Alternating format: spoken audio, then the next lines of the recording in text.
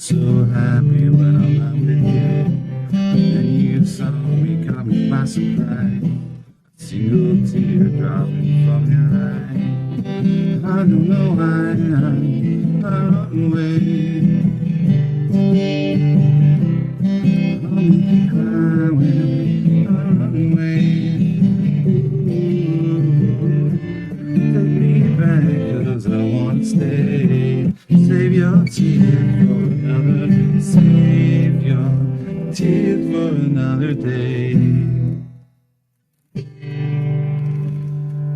Save your tears for another day.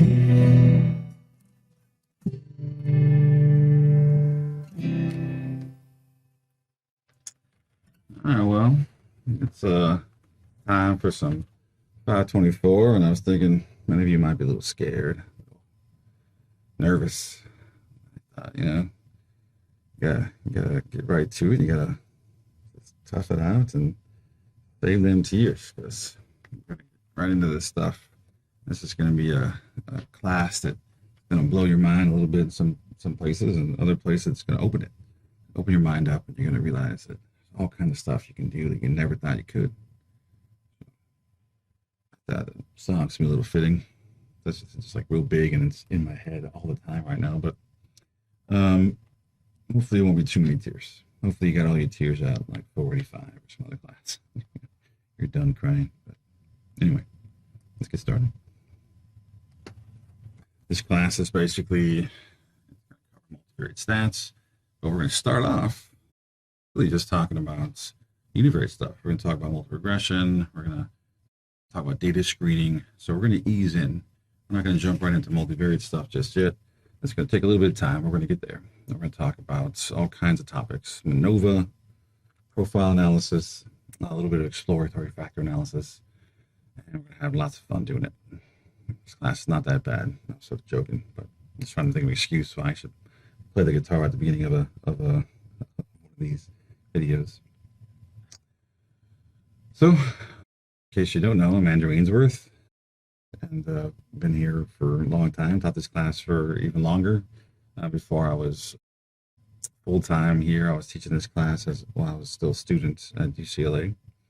So the first thing I want to do is sort of orient everyone to sort of where this class sort of fits in the grand scheme of things. Like where, you've taken a bunch of stats courses at this point. Shouldn't this be it? Shouldn't you be done?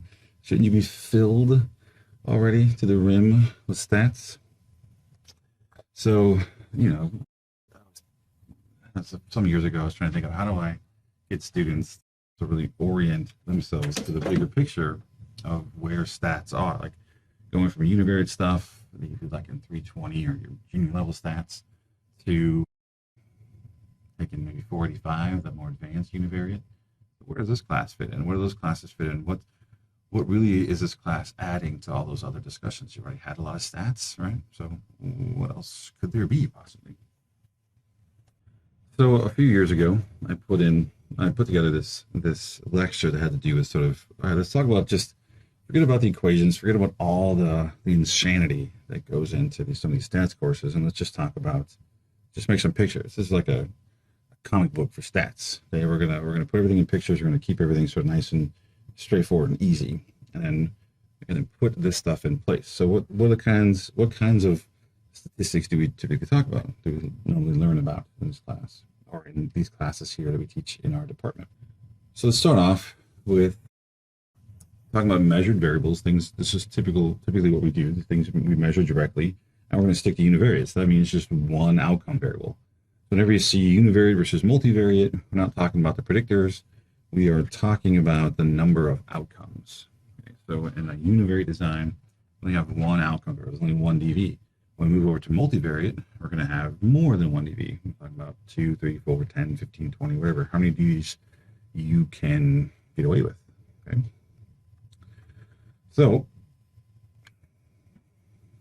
when you start going through classes like 140 and 320, which are basically the sort of lower division, up division classes for the psych major, we talked a lot about these kinds of things. You talked, in addition, we talked about other things too, mean standard deviations, but the kinds of things we're always trying to figure out how our variables related to each other in different ways. And so I have different tests to do that.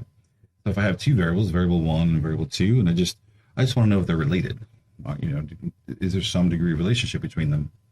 Well, if variable 1 and variable 2 are continuously scored, then I can do something like a correlation.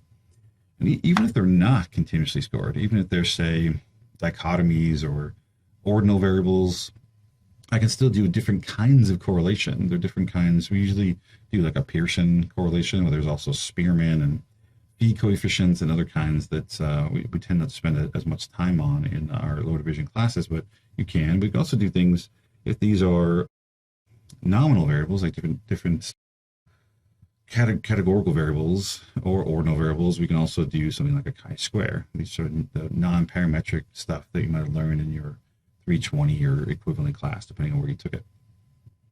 Now, what if we change that? Instead of just thinking, hey, are they related? I want to know, does one predict the other? Right? I want to know if there's a direction to the prediction. Now I have variable 1 and variable 2. And now we can start thinking about this a little differently. The variable 1 is now becoming the independent variable, at least in this scenario, because it is the one that is impacting this variable, which is now the dependent variable. Right? So I have one independent variable that predicts a dependent variable. So 1 IV, 1 DV, that's basically regression, simple linear regression. Right? We've got both regular, and there's even something called logistic regression. If you haven't seen that before, that's where you're predicting like dichotomous or ordinal outcomes. If variable 1 is a variable that just has two groups, like men, women, or something like that, then you can do a t-test. So does this difference predict, does this variable predict a difference in this variable? It would be a t-test. This has more than two variables, and it could be a one-way analysis of variance. It could be a between groups. It could be within groups analysis of variance. We just want to know, does this variable predict this other variable here? So there's lots of things just in this one picture. Is there a flow of information from variable 1, our independent variable, to variable 2, our dependent variable? And whether it's basically the quality of those variables that change whether or not it's a t-test, a regression, or whatever, ANOVA. Okay. What if I have, a couple of independent variables? Right? I have independent variable 1, independent variable 2, and I want to see if it predicts a dependent variable. So if I have multiple IVs and a single DV, it still is univariate because we just have one outcome variable. This could be multiple regression. Again, it could be regular, it could be logistic. This could be seen as analysis of covariance, where independent variable 1 is, say, a grouping variable, like let's say political party or something like that. And independent variable 2 is continuous, so it's like, say, degree of conservatism or something like that. And to control the differences in the groups here and how they affect the dependent variable while controlling for something like conservatism, political conservatism, that would be an analysis of covariance. Okay, so we can do that as part of this picture. Seems very simple. I got two predictors and outcome, but depending on the nature of these variables, you can get different kinds of models: multiple regression, analysis covariance. Now, what if we throw in an interaction? An interaction is where, IV1 and IV2, they're creating some kind of interaction with one another. We'll talk a bit more about later on, but this idea of an interaction is telling us that these two are sort of working together over and above either of them working by themselves. So if I bring this interaction in, multiple IVs, an interaction, which is also called moderation. This also can be done in multiple regression, both regular linear regression and logistic regression, but it's also factorial ANOVA. Okay? So we oftentimes will have these two are factorial of one another. They're actually completely crossed, or all levels of this variable and this variable exist together, and then we can actually get an interaction between those two by pulling out the different types of variance in the model. That would be a factorial ANOVA. We can do that as between, as a within groups, as a mixed, where you have both between and within. They can even be an ANCOVA. ANCOVA gets a little funkier because you really have to have another continuous variable to put in here, but it's possible to have multiple IVs and then also have a covariate and control all of that, the interaction and the main effects, all for that covariate. You can do it all in one model. Right? Right? So all this stuff can be done. But again, it's one dependent variable, so it keeps it univariate. Makes it pretty straightforward. Well, seemingly straightforward, but it could be complicated, even though it's only got one outcome. Okay. Now, there's also some confusion that comes on where variables can take on different states at different times, and it can become kind of confusing because in one situation a variable is an IV and it predicts a DV. In another situation, that same DV is an IV for another variable. So there seems to be some kind of link. These variables seem to be linked together, but they may not be studied at the same time. Maybe just being different times, different studies. So you might see something like this where you have an IV predicting a DV, but then in another condition, another situation, that same DV is now an independent variable to a different dependent variable. Right? Let's say this could be something like stress predicts depression. So you see stress, depression. You see that relationship. But then in another study, you see somebody else has found that depression predicts anxiety. So you're like, oh, okay, well, this is an independent variable in this situation, but in the previous situation, it was a dependent variable. All right, so one of the things that you don't cover much in some of our previous courses is this idea of mediation. What if really it's just there's a connector here that you got stress leads to depression, which in turn leads to anxiety, right? So what if it's more linked this way, and it's something called mediation, where you have an intermediary variable. Sometimes this is called an indirect effect, that the IV affects the DV indirectly through the mediator. Okay, so that's called mediation. It's also called an indirect effect, and it's something you see quite often done in a lot of research papers and articles and things. Because mediation is a pretty fascinating idea, and it seems to be much more realistic. That variables don't just act independently and stuff, but there are these sort of chains of variables that work together. So a lot more people have started to look at those kinds of chains and the links between them. All right, well, we can still stick with measured variables, things that we're measuring directly. But what about bringing multiples of those at the same time? All right, so multivariate, that means there's more than one outcome. So all those same designs that we just talked about, we can easily find parallels to each one of those where there are just multiple outcomes or multiple variables as outcomes, multiple DVs. So if that's the case, we can sort of run through those, and they'll have similar names and stuff too. Just oftentimes just adding an M in front of things. So let's say something like a correlation. I wanted to see if this set of variables, this X set, relates to this Y set. Right? I don't have any more of a hypothesis beyond that. I know these X's go together and these Y's go together. This could be something like physical health variables, and these could be mental health variables. And I want to know what physical health variables, like things like heart rate or respiration or I don't know, BMI and whatever other sort of health related things relate to things like anxiety and depression and stuff on the other side. So I know I have sort of sets of variables, and I want to see which of them relate across the aisle, so to speak, across the two sets. So I have two sets of variables, and I want to know if the variables relate. Well, this is something called canonical correlation. So it's still a type of correlation. It's just we're doing a correlation between sets. It's also sometimes called set correlation. It's also called multivariate multiple regression. For the most part, it's just an idea of trying to get two sets of variables and see if they're related. Right? So it's like correlation.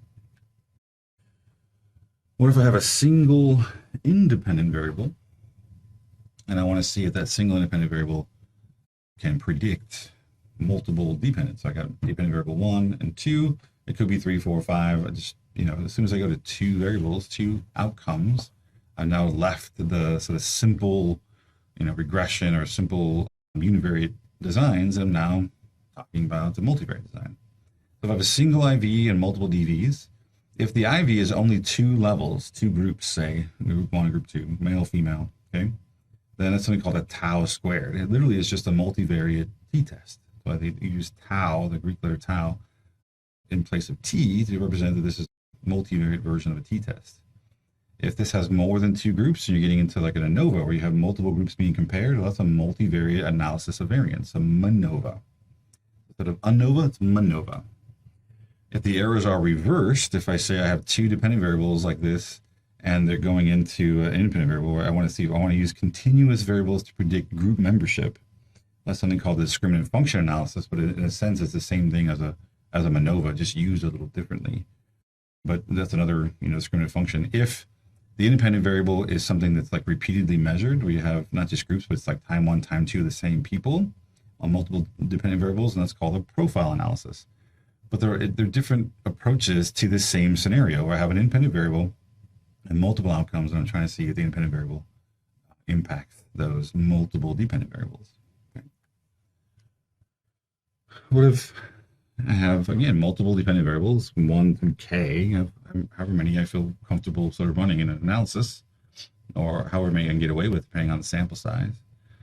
And I have, a couple of independent variables, and then those independent variables are interacting in some way. I'm putting in an interaction.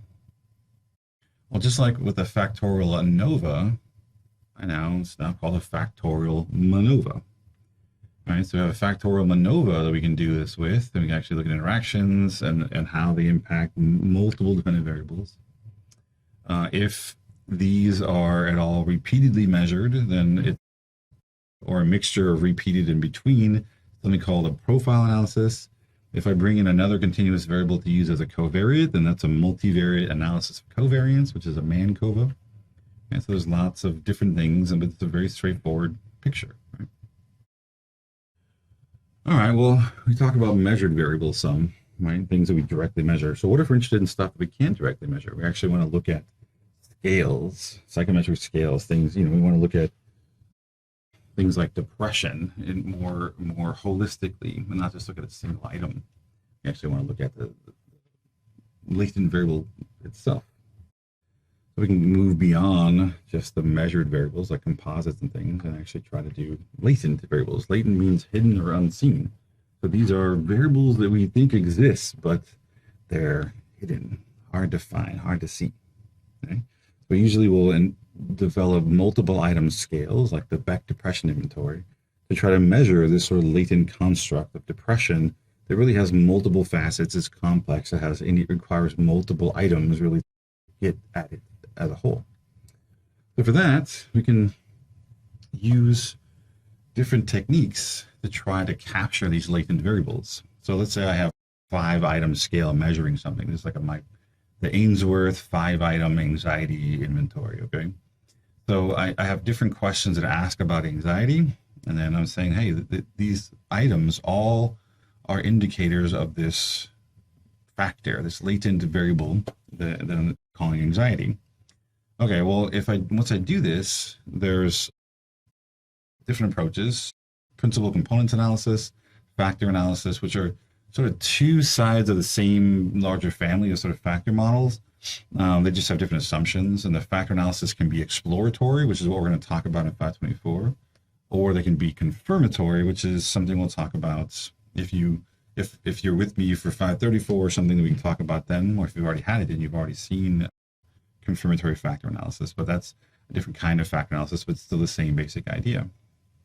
If we try to bring in a couple different factors and we want to see how those factors relate, so this could be 5 items of anxiety and 5 items about depression, and I want to see if those two things relate, then this is another way of thinking about canonical correlation.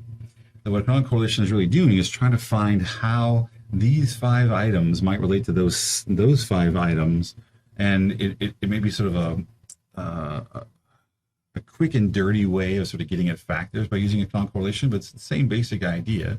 More likely, you're talking about factor analysis, like doing an exploratory factor analysis where you're allowing the factors to correlate. It's called an oblique rotation. So you can do that. And then you can also get into structural equation models or covariance structure analysis or latent variable models, however you want to, whatever term you like, but they're all referring to the same kind of thing where we're able to fit this model and allow these factors to relate to one another and actually test that model out, which is more from structural equation modeling perspective, especially so we can do this for the most part, even in SPSS, this idea of correlated factors in exploratory factor analysis. But as soon as I want to test this a little differently, to go to a confirmatory model, then I got to go to structural equation models. And as soon as I want to change this to prediction, so I now think that depression predicts, or what I say, this is anxiety. Anxiety predicts depression. As soon as I want to test that out, well, now it's changing. So now it's now structural equation modeling, or just latent variable regression, or something that they call structural regression model. So now I'm trying to establish these factors so that I can actually then predict one factor with another. And that structural regression model, that's something we'll talk about in 534 on down the road. If again, either you'll talk about it with me or you talk about somebody else. If you're in the program and you're going to go on to 534, you will at some point talk about these kinds of models. So what was covered in 320? Well, you went through 320. It seemed probably so long ago, but you went through that course and talked about a bunch of different things. Really not a whole lot. When you start thinking about it, what pictures should have included, it included these related stuff and correlation, chi-square. We did some regression and t-test, analysis of variance, probably both between and some within, right? So we did this slide. We did this slide where we talked about ANOVAs and factorial ANOVAs, right? Probably didn't talk about ANCOVA, but factorial ANOVA, maybe you did this through regression, maybe not. That's it. All right, well, there's some other stuff in there. You did descriptives and probability and graphics and other stuff. But in terms of models, in terms of predictions, in terms of the kinds of things, kinds of ways in which we wanted variables to relate to each other, that's it. What about 485? Just a bit more, really more of the same. What was covered in 485? Well, we covered variable 1 predicts variable 2, right? And one-way ANOVA. I'm sorry, one IV, one DV. That's regression, t-test, one-way analysis of variance, right? We did that. We talked about having, a couple independent variables, predicted dependent variable, things like multiple regression, maybe analysis covariance. We did 45. We talked about factorial ANOVAs with interactions and also with covariates like ANCOVA. That's it. Now, what's not in here, you may or may not cover something like multi-level models and stuff. We did some other things. Really, what we really did is we just dove deeper and got more into how those models work and how to sort of do things with them. But that's really it. Think about that. 1, 2, 3 slides encompass most everything that we talked about. And again, I don't have multi-level in here, but that's another thing that we can really bring in if we covered that in 485. That's really it. Right? Just a deep dive in lots of those kinds of models. So then what about 524? Just same stuff, more variables. We're going to talk about, we're going to start off talking about, multiple variables predicting one dependent variable. So we're going to talk about multiple regression. We're going to start there. We're going to talk about both regular and logistic regression. And we're going to talk briefly about analysis covariance, as sort of review of stuff you likely saw in 485. We're going to talk about canonical correlation. For the first and only time you're going to talk a lot about canonical correlation as the basis for many of these other models. ANOVAs, all those other models are basically just special cases of canonical correlation. So we're going to start there and talk a lot about this, sort of understand sort of how it works and what goes on with it, and then how this sort of gets converted over and becomes a ANOVA and other types of models. We're going to talk about having a single independent variable predicting multiple dependent variables, things like tau squared, MANOVA, profile analysis. And then we'll also talk about discriminant function analysis, where the arrows sort of get reversed. We're going to talk about factorial MANOVAs and MANCOVAs, factorial profile analyses, or mixed MANOVAs. All right, we're going to talk about those kinds of things in 524. And then we're going to talk about exploratory factor analysis, which will include sort of establishing a single factor like this one in principal components and factor analysis. And then I'll also include multiple factors that we're allowing to relate, have a correlation like this. Okay, so we're not going to talk about structural equation modeling in this class. That's 534. but we will talk about canonical correlation and exploratory factor analysis with an oblique rotation that allows them to relate like this. And that's it. That's all we're going to talk about. It seems like, you know, a few slides for an entire semester, but we're going to go through a lot of details, a lot of pieces. All right, so you might be thinking, just talk about all that stuff, just put everything into perspective and talk about a lot of different kinds of analyses, but why do I even need multivariate? You know, I'm getting by pretty well doing just ANOVAs and t-tests and stuff. Why do I even need to go to a multivariate course? Like, is it really necessary to go to this level of complexity, right? So a big part of it, why multivariate statistics, is just sort of reality. Univariate stats only go so far when they are applicable at all, right? Because it's just, to do an entire study with just a single outcome, kind of silly. It's like, why would you do all that work to just measure one thing? Most of the time, real data usually contains more than one dependent variable. We're usually trying to capture more outcomes in just a single thing that we typically do in an ANOVA.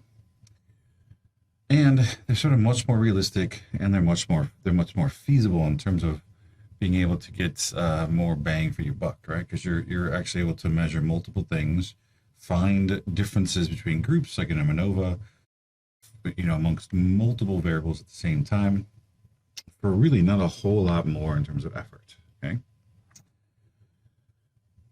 There's a minimal increase in complexity. And if you're really trying to do this by hand or something and do all the mathematics behind it, which I don't recommend you do, I mean, unless you're really into that kind of stuff, I would just leave it to the computer.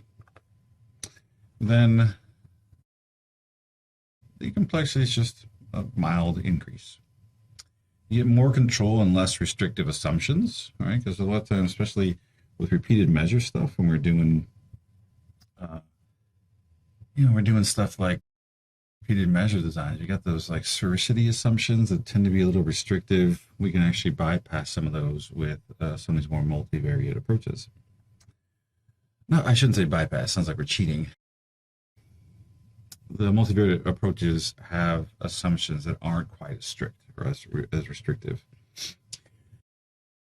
It's using the right tool at the right time. If you have multivariate data, why would you split it up and do individual ANOVAs? You should be using the thing that you were meant to use for your data. And remember that fancy stats do not make up for poor planning. So that's a way. You ever heard of garbage in, garbage out?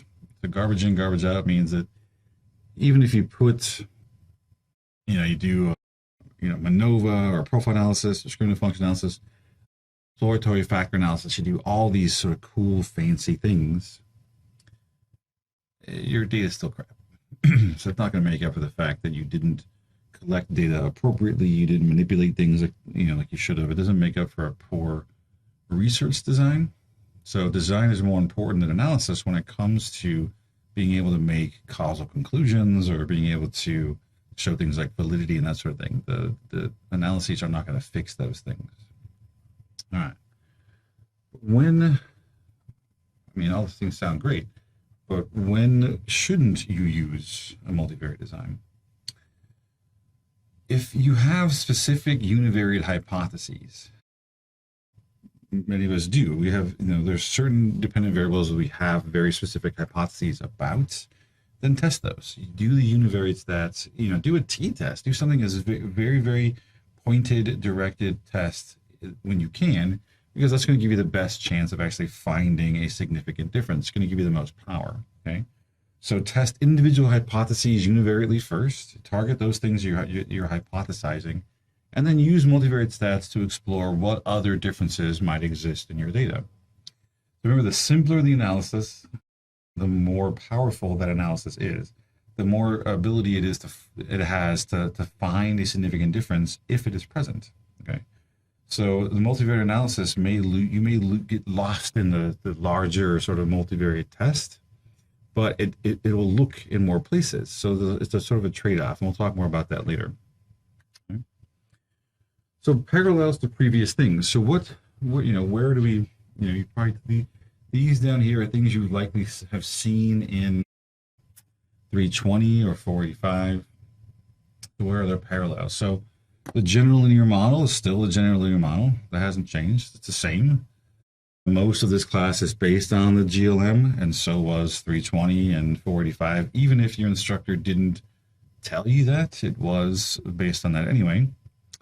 Linear regression, still linear regression. We're just talking about multiple regression, but now there's also logistic regression, which is going to go a little bit different than just regular linear regression in that there's some what we call linking functions. We're gonna transform the data in some ways and do some cool things with it. Correlation lines up nicely to canonical correlation in 524. T-tests, we're going to look at things like tau squared analyses and discriminant function analysis that'll actually be somewhat similar to a t-test in terms of grouping variables. Things like between groups ANOVA, it's just going to be a between groups MANOVA, and again, discriminant function analysis. ANCOVA has a nice parallel in MANCOVA, just a multivariate version of analysis covariance. And then we have repeated measures in a univariate class like 485. We talked about repeated measures ANOVA.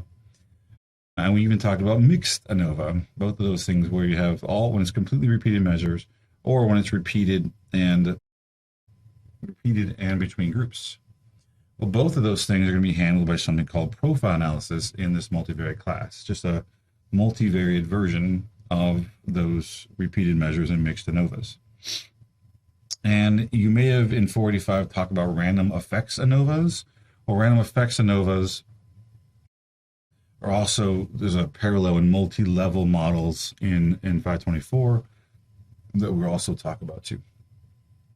Things that don't have any parallels to previous stuff, like data screening, it doesn't have any one particular parallel. In 320 and 485, you should have discussed things like assumptions of those tests, things like homogeneity of variance, linearity, normality.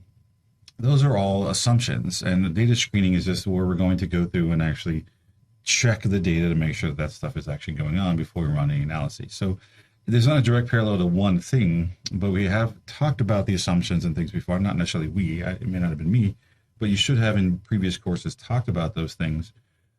Factor analysis, there's really nothing that parallels to anything else in 320 and 485 because those classes focus so much on prediction between variables and differences between groups. Factor analysis is a whole other thing. We're just trying to group together variables, no longer looking at how our group's different. Is their prediction? It's just do variables go together?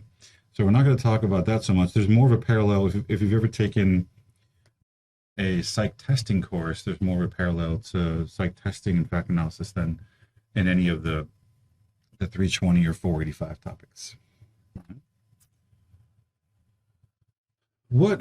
So coming in this class, there's prereqs. You shouldn't necessarily be diving into both feet, not having taken 320 or 485. So this class assumes that you've had some equivalent to Psych 320 and some equivalent to Psych 485 US. Now, you may not have taken those classes here, so you may be thinking, I don't know what the equivalents are. So here's just a list of things that you should know. These are terms, jargon, kinds of tests, things that you should already be familiar with. And it's not exhaustive, but it's just to give you an idea of things that if something on this list isn't familiar to you, you probably want to find some resources, look them up and brush up on those things. Or if you haven't seen it in a while, if it's been a long time since you've seen some of these things, you may want to go back and review it.